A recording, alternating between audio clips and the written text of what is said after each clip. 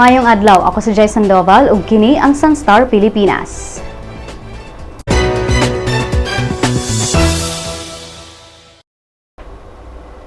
Paglaom, pagpamatay, aksidente, politika, pag-usbaw sa ekonomiya ug kalampusan mao'y milangkob sa mga balita nga dili nato malimtan sa miaging tuig.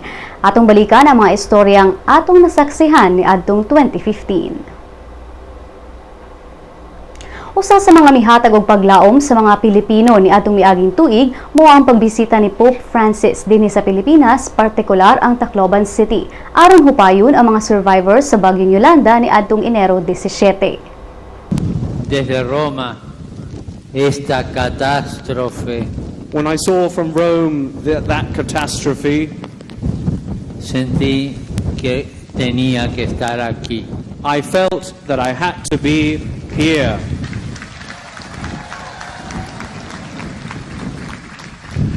Y ese día, esos días, decidí hacer el viaje.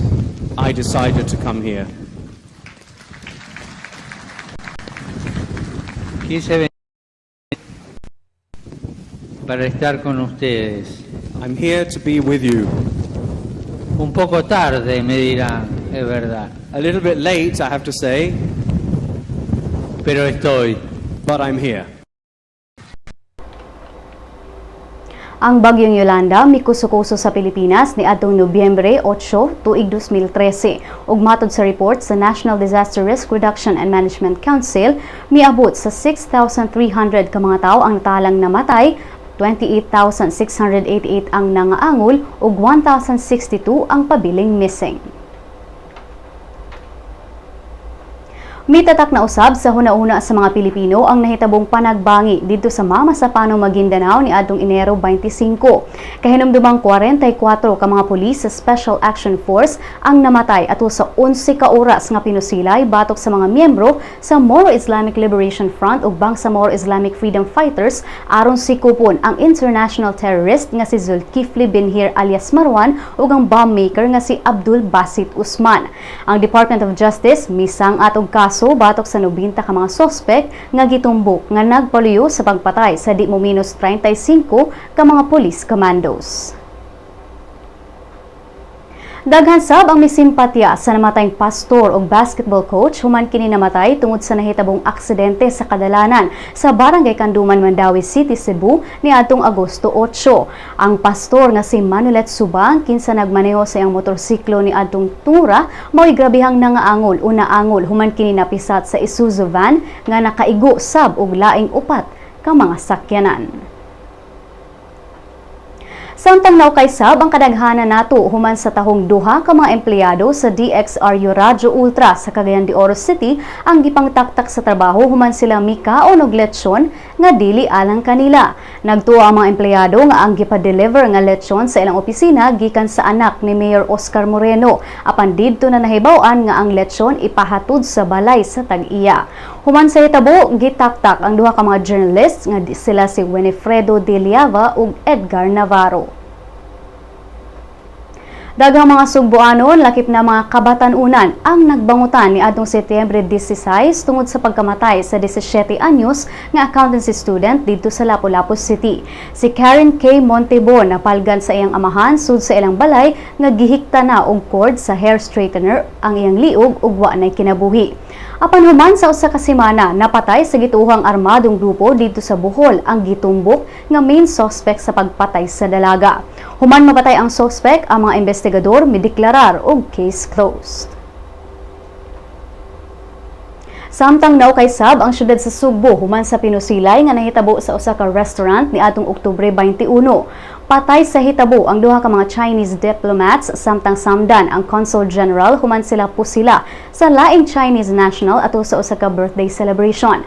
Ang mga suspect giturn over sa mga otoridad sa Beijing, China tungod sa ilang diplomatic immunity ug didto na sila ipaubos og legal nga proseso kabahin sa nahitabo. Samtang pipila ka mga Sugboanon ang midugok sa duha ka mga bagong kinadakuang shopping malls dinhi sa Sugbo, ang Robinsons Galleria Cebu ug SM Seaside City Cebu. Ang duha ka mga dagong tindahan nagsilbing bag-ong laaganan sa mga Sugboanon tungod sa gitanyag niini sama sa dining choices, international clothes line ug products ug sa disenyo niini. Ug kung politika ang istoryahan, siguradong daghan sab ang misunod sa Duterte serye. Sa sayong bahin ni adtong miaging tuig, si Davao City Mayor Rodrigo Duterte daan ang mipahibaw sa tibuok Pilipinas na dili siya interesado ug wa siya plano nga mudagan sa pagkapresidente sa nasod. Kaya dumang trending pa ang hashtag Duterte serye ato sa last day of filing alang sa certificates of candidacy human giatngan sa tanan ang pagtungan ni Duterte sa COMELEC Manila. Apan wa kini niadto og tuara sa iyang balay. Apan niadtong Nobyembre 20 ang mayor opisyal nga gideklarang standard bearer sa Partido Demokratiko Pilipino Lakas ng Bayan aron mudagan pagka-presidente sa nasod. Usasab sa mga di malimtang hitabo ni adtong miaging tuig mao ang pagkakumbikto ni US Marine Lance Corporal Joseph Scott Pemberton human siya masayring siya ang mipatay sa transgender woman nga si Jennifer Laude. Kahinumdumang si Pemberton, testigo ni adtong Agosto nga iyang gituok si Laude ato sa ilang away. Human niya madiskubrihi nga transgender woman sa Laude apan miinsister ang langyaw nga buhi pa si Laude ni adtong mibiya siya sa hotel. Apan base sa forensic lab result nga si Pemberton mi-flush sa kasilyas samtang ang ulo ni Laude gitunlod sa bowl sa maong kasilyas. Ang pagkamatay ni Laude mihatag og grabing kalagot sa mga Pilipino, hilabi na sa mga LGBT community. Og ang dili malimtang kampyonato sa Pilipinas ni adtong miaging tuig mao ang kontrobersyal nga pagkadaog ni Pia Alonzo Wurtzbach sa Miss Universe 2015 ni adtong Desyembre 20 sa Las Vegas.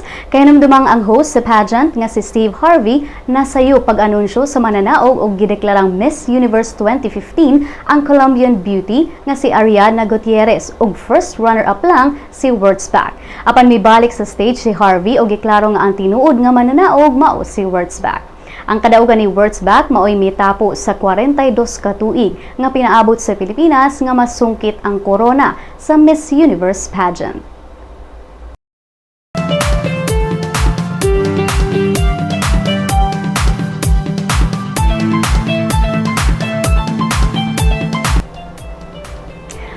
Daghang nasadtang nasaksihan nga mga panghitabo ug mga chika sa showbiz industry.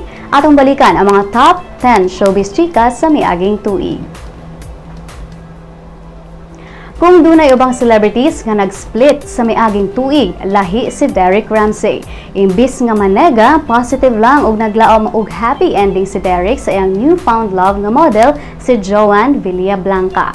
Sigon ni Derek nga they enjoy each other's company and very much intrigued sila sa usag-usa.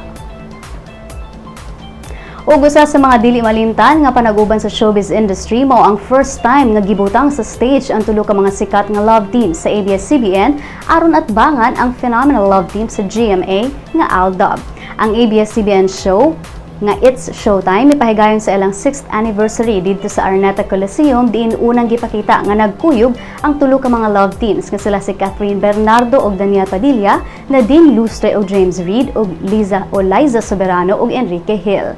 Ang GMA sab niadtong panahona nagpahigayon sab ug tamang panahon concert diin highlight mo ang phenomenal love team nga si Maine Mendoza o Yaya Dub ug si Alden Richards.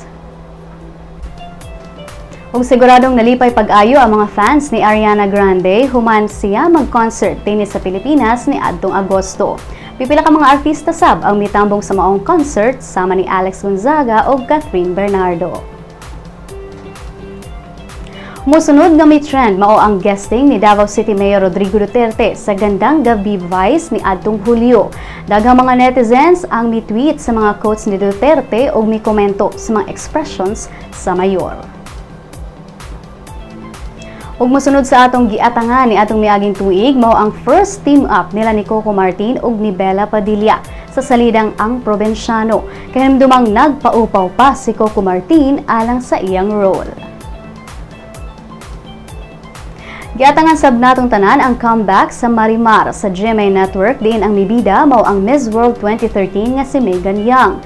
Imbis nga ma-pressure sa maong role si Megan Young, hinumdumang miingon nga I'll do it my way.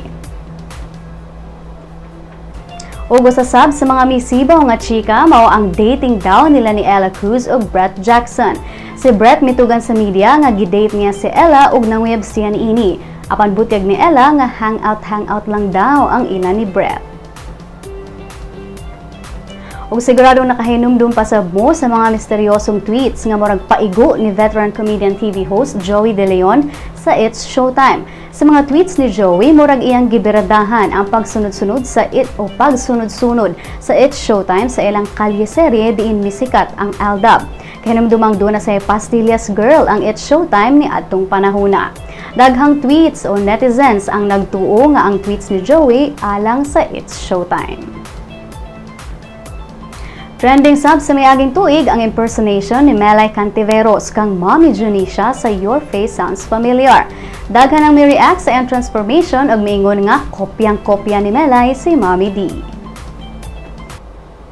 Og ning baguhay lang, may trending sab ang pagkadaog ni May Mendoza o Yaya Dub sa gipahigayong Metro Manila Film Festival. Nadaog ni May mao ang Best Supporting Actress sa salidang My Baby Love, #KiligPamor, diin kauban niya si Alden Richards, Vic Soto ug Ay de las Alas. Apan si May kahinumdumang giunhan na lang daan ang posibleng mubash kaniya ug nag-tweet kung nganong siya ang midaog sa maong kategorya.